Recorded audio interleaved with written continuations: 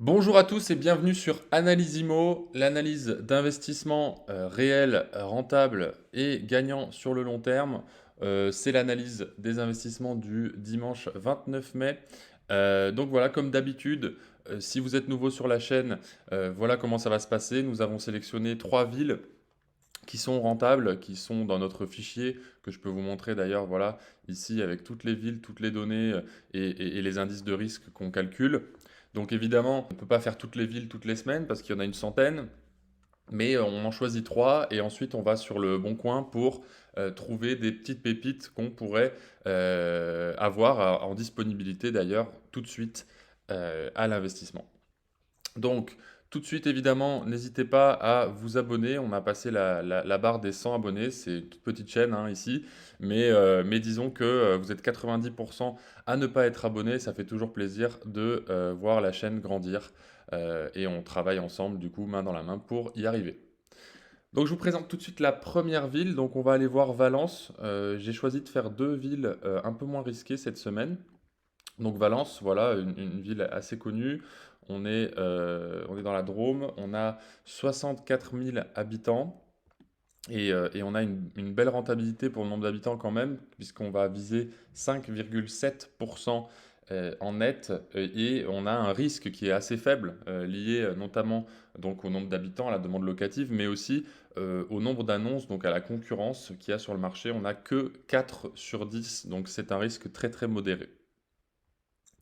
La deuxième ville que je veux vous présenter, donc c'est Angoulême.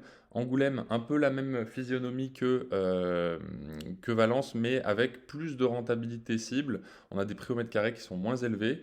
On est à 41 000 habitants pour une rentabilité cible, hein, toujours on trouve plus ou moins élevé en fonction des opportunités, des emplacements, de l'état des biens, etc. Donc c'est normal. On cherche uniquement des immeubles, hein, je le rappelle. Donc la rentabilité cible, elle est à 7,7%.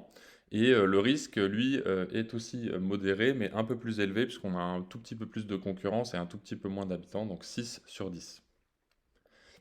Et la troisième ville, alors là, c'est pour les investisseurs que moi j'appelle dynamiques, qui sont assez risqués, qui n'ont pas peur de prendre des investissements un peu plus, voilà, même s'il y a de la vacance locative, eh ben, ils ont tellement de rentabilité que ça comble.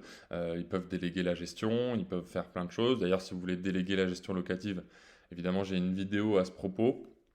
Donc là, on a 12 000 habitants, ce qui est petit, mais qui reste assez correct. On a des investisseurs, des fois, qui investissent pardon, sur des villes qui sont entre 4 et 5 000 habitants. Donc là, ça fait encore plus de choses à prendre en compte. Donc là, 8,4% de rentabilité cible. C'est aussi pour ça qu'on va sur ces marchés-là. C'est que c'est un peu plus dynamique. Et on a un risque, voilà, je vous l'ai dit, donc 8 sur 10. C'est pas non plus 9 parce qu'il n'y a pas trop de concurrence sur ce secteur. Voilà, on n'est quand même pas très loin de Paris pour vous qui êtes en région parisienne. Donc ça peut aussi être un bonus si vous gérez vous-même la gestion locative. Vous avez un petit bonus de rentabilité. La gestion locative en général, petite astuce, vous comptez 0,5 points sur la rentabilité. Donc si vous êtes à 7,5, vous passez à 7 par exemple. Bien évidemment qu'il faut faire les calculs de manière professionnel ici, hein, donc on a les tableaux qui nous permettent de le faire, mais il faut surtout arriver à trouver un bon compromis entre le bénéfice que vous avez et le risque que vous prenez. Et donc c'est parti tout de suite, on va regarder les premiers immeubles. Les premiers immeubles sont les plus chers, ensuite on descend de manière décroissante vers les immeubles les moins chers. Vous verrez qu'il y en a entre 100 et 200 000 euros, donc c'est adapté à tous les budgets. Et pourquoi les immeubles de rapport? Je le répète encore une fois, mais parce que les immeubles de rapport permettent d'éviter les charges de copropriété et d'avoir la maîtrise du risque, la maîtrise des petits travaux de rafraîchissement, des choses. Il y a plein d'autres avantages, mais principalement ce sont ceux-là. Donc celui-ci, du coup j'ai pas vu où on était, on est à Valence. Donc un petit immeuble peut-être un peu excentré du centre-ville, mais quand même bien placé, j'ai l'impression. Un sigle La Poste au rez-de-chaussée. Des appartements qui ont l'air très propres, un petit peu au niveau de l'agencement, des pièces peut-être un peu spéciales. Ok, donc ça a l'air propre. Et ça, ce sont les bureaux. Ça m'étonnerait que ce soit la poste. Ça devait être peut-être une ancienne poste. On va voir ça tout de suite. Donc on est à 2000 euros du mètre carré, ce qui est correct. C'est pas fou non plus. Mais par contre, on a un super DPE. On a voilà, emplacement numéro un. Donc c'est à côté du cinéma de l'université. Donc pas loin du centre-ville, je pense. Un bel immeuble haussmannien, oui, tout à fait. Donc vitrine, 4 vitrines, ah oui quand même. Loué 1090 par mois, bail neuf à Adéco, donc quelque chose d'assez pérenne, j'ai l'impression. Et 2 T3, un T3 de libre, donc il y a une vacance locative et la taxe foncière est à 4000 euros. Donc on va quand même regarder un petit peu ce que ça peut donner au niveau des calculs. Donc comme d'habitude, donc là on a 1090, il faudra demander évidemment, bon là c'est un local commercial, mais sur les autres, on ne sait pas si ce sont des loyers qui sont hors charge, je pense qu'il y a les charges comprises dedans, mais c'est à vérifier. Donc 670 plus 650, plus on va quand même faire une projection sur le T3 de libre, mais on va faire une projection assez minimaliste par rapport aux deux autres biens. On fait x12 pour avoir la rentabilité à l'année et on va retirer la taxe foncière, comme ça on aura une bonne idée à peu près de ce qui va nous attendre. Et donc 32 120, ça va être les loyers qu'on va avoir. Et donc sur 500 000 euros, on peut compter 45 000 euros frais de notaire. Allez, 40 000 euros pour être plus dans la norme. Donc on va faire sur 540 000. Voilà, 5,9% de rentabilité pour ce bien dans une ville assez sécurisée. Donc, je vous l'ai dit, c'est un peu différent par rapport aux villes qui sont un peu plus petites et où on a un peu plus de dynamisme en termes de rentabilité. Mais là, on a du dynamisme dans cette ville-là en termes de demande locative, évidemment. Donc, peut-être se renseigner un peu sur le T3 libre, pourquoi il est libre, depuis quand et tout ça. Et ça, ce serait intéressant d'avoir les infos. Donc voilà, premier bien, à Valence. Deuxième bien, alors là totalement différent puisqu'on est sur une façade assez ancienne. D'ailleurs, il faudra peut-être faire le ravalement. Je crois on a vu qu'il y avait les loyers et tout qui sont prêts, donc ça c'est bien. Donc on est à 1320 euros du mètre carré. Ok, est-ce qu'il y a quand même des travaux à prévoir? Immeuble de rapport dans l'hypercentre de Valence, un T2, 2 T3 et un local commercial. Réserve rénovée pardon, récemment. Le tout loué, 2134, c'est pas mal. 2134, donc on va faire 2134 le loyer, fois 12 à l'année. Aussi, quand vous avez des locaux commerciaux, vous avez aussi la question de la répartition de la taxe foncière. Donc ça, n'hésitez pas à demander le détail parce que ça peut être avantageux. Et 3200 de taxes foncières. Donc 22 400, ça va être à peu près net, hein, c'est pas du net net non plus. Donc je vous invite à regarder ma vidéo sur la rentabilité nette si vous voulez en savoir plus. Et donc 330 000 euros, on va rajouter 30 000 euros de frais de notaire, ça va nous donner 360 000 euros sans négociation. On peut toujours un peu négocier. Donc 6,2% de rentabilité pour ce bien qui est voilà, qui est ce qu'il est, c'est de l'ancien, hein, mais on peut trouver alors les volets, voilà, il y en a qui chipotent, mais voilà, renseignez-vous aussi sur le DPE parce que quand on est sur des biens comme ça, c'est important pour pouvoir louer en toute sécurité. Troisième bien, on est à Angoulême. Angoulême, un bien assez beau. J'ai l'impression, pour être honnête avec vous, que je l'ai déjà vu dans une précédente vidéo, j'ai l'impression. Donc, si c'est le cas, à savoir pourquoi c'est pas loué, enfin c'est pas vendu depuis, parce que on a quand même des périodes entre l'analyse de deux villes les mêmes, on attend un petit peu, hein, on fait pas des vidéos toutes les semaines sur les mêmes villes. Donc, immeuble de rapport locatif. Ah, c'est entre Angoulême et Poitiers. Voilà, c'est peut-être pour ça. C'est peut-être l'emplacement qui pêche un peu, même si on a l'air d'avoir une rentabilité. Tous les logements en cycle commercial sont loués actuellement. D'accord, ok.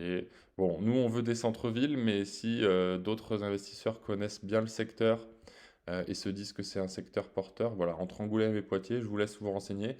Nous, on regarde que les centres-villes ou les périphéries avec des centres d'intérêt dynamique aux alentours qui permettrait d'être certain de louer plus facilement.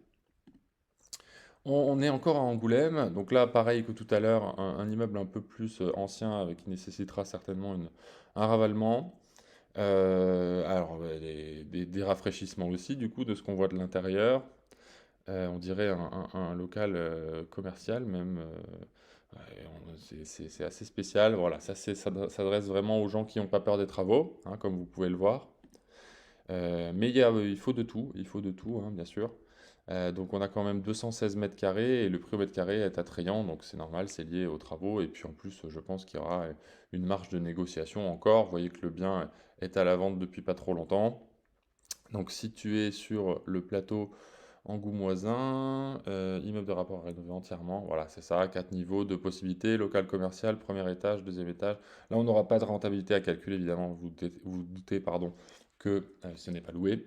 Mais intéressant de regarder l'emplacement, la configuration des lieux, et puis pour ceux qui ont envie de s'attaquer aux travaux, et donc du coup de pouvoir avoir une marge de négociation lors de l'offre.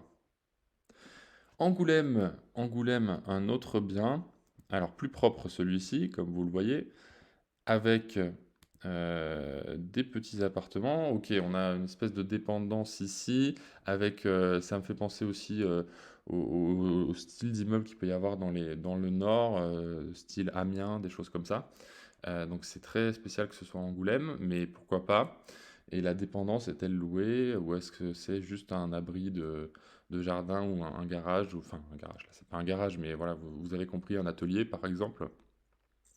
Immeuble avec 4 appartements loués, donc on a 123 mètres carrés, ça doit être des petits appartements, voilà, studio, 2 T2, ah quand même 3 T2 et un studio, d'accord? Donc, et le dernier T2, il a le jardin du rez-de-chaussée. En bon état, c'est bien, ok. Et ben on n'a pas le montant des loyers, donc dommage, on ne pourra pas calculer, mais ça doit être pas mal. Et vérifier aussi le DPE, mais ça a l'air d'avoir été rénové. Vous voyez, on a du double vitrage PVC ici. Donc renseignez-vous, désolé, je ne peux pas calculer la rentabilité sur celui-là. Ensuite, encore à Angoulême, eh ben, décidément, il y en a beaucoup. Voilà, donc là, on a une première photo. Je me demande si le parquet n'est pas un peu gondolé, là, faites attention quand même. Ok. Ensuite, vous voyez aussi qu'on a baissé en termes de prix, hein, on est à 195 000. Vous voyez qu'il y a des travaux, du coup. Alors ça, c'est, on dirait une ancienne surface commerciale, même s'il y a un canapé d'habitation, on dirait. Mais il y a d'autres apparts qui sont rénovés. Donc là, on a le mix entre il faut des travaux et il y a des choses qui sont certainement louées. Local commercial à rénover, alors il n'y a que 17 mètres carrés, hein, arrière-cour de 20, ok.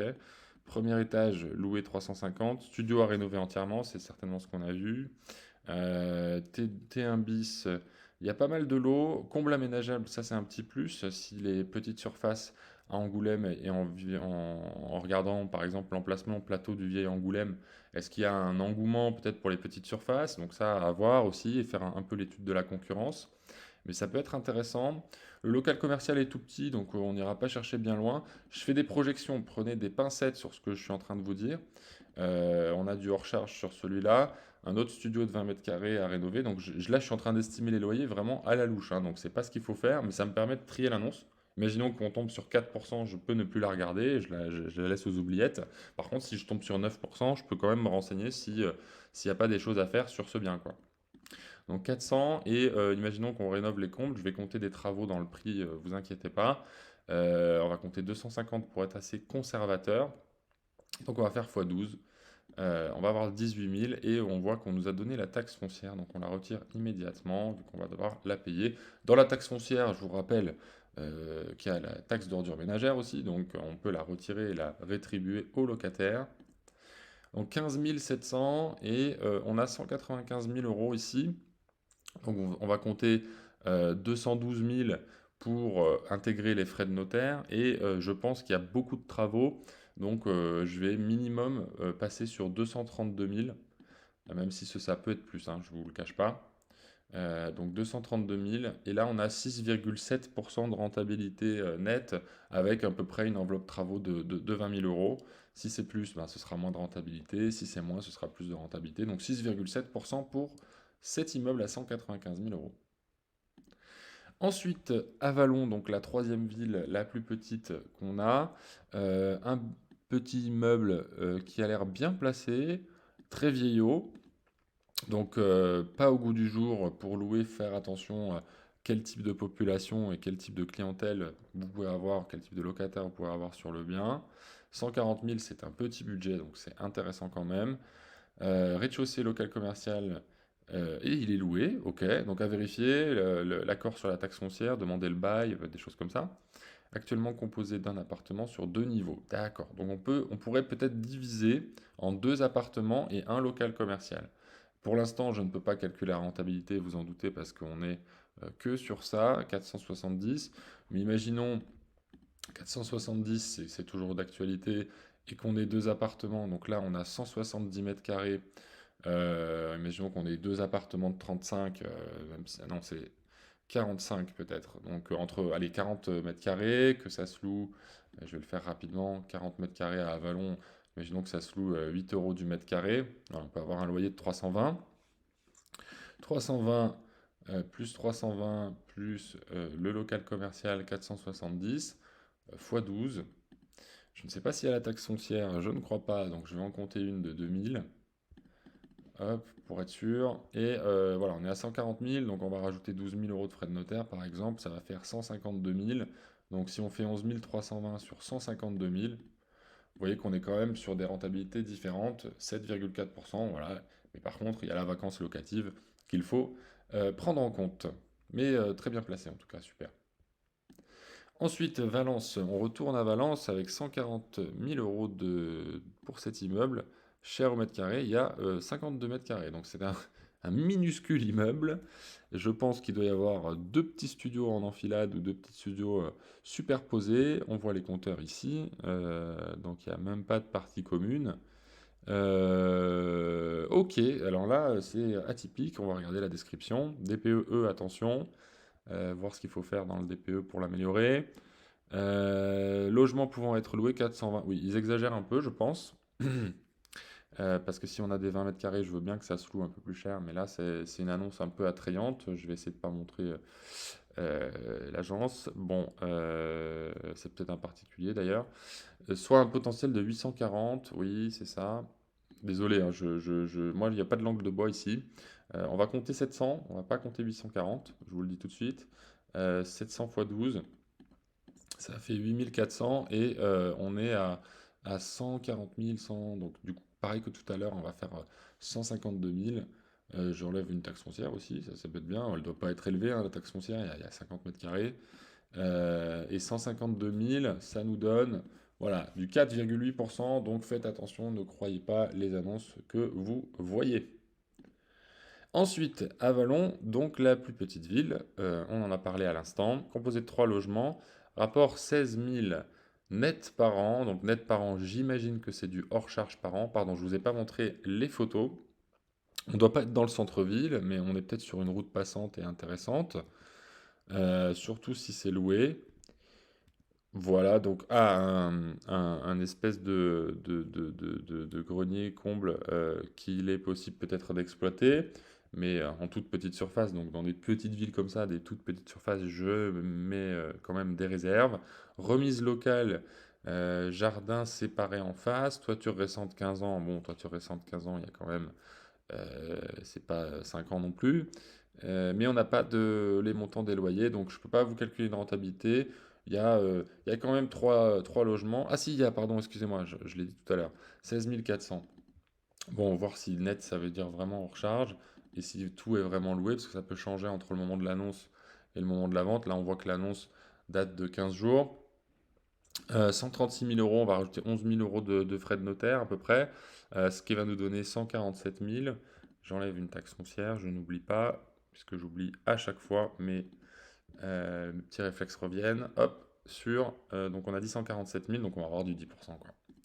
Voilà, du 10% sans travaux, donc c'est vraiment pas mal, mais vous prenez plus de risques. Donc est-ce que, par exemple, là on voit qu'on est à 16 400, est-ce qu'il ne faudrait pas se dire, moins la taxe foncière, donc on va enlever 1500, hein, parce qu'il n'y a pas une surface exceptionnelle non plus. Est-ce qu'il ne faudrait pas se dire, ben, tiens, je compte 20% de vacances locatives, donc sur 5 ans, il y a un an où mon bien est vide, donc ça fait 80%, 11 920. Et est-ce que je fais pas le rapport sur ce 11 520, plus fictif, mais quand même. Et voilà, je me rapproche un peu plus d'une rentabilité nette de 8,1%. Voilà, donc ça c'est aussi des petits calculs qu'on peut prendre en compte et prendre le risque. Je ne le vous, je vous le recommande euh, bien assez tôt pour ne pas avoir de surprise. L'investissement immobilier, ça comporte des risques. Je ne suis pas un vendeur de rêve et je vous dis qu'il y a des choses à prendre en compte, bien évidemment. Et ça, c'est mon travail depuis 3 ans, donc l'accompagnement des clients. Voilà, écoutez, c'était Analysimo. Merci à tous de nous avoir suivis. N'hésitez pas à aller regarder les autres vidéos si ça vous plaît. Les sujets sont divers et variés. On a évidemment toutes les semaines une analyse de biens rentables comme cette semaine et les semaines d'avant. On a fait par exemple là ici la vidéo à moins de 100 000 euros pour les petits budgets.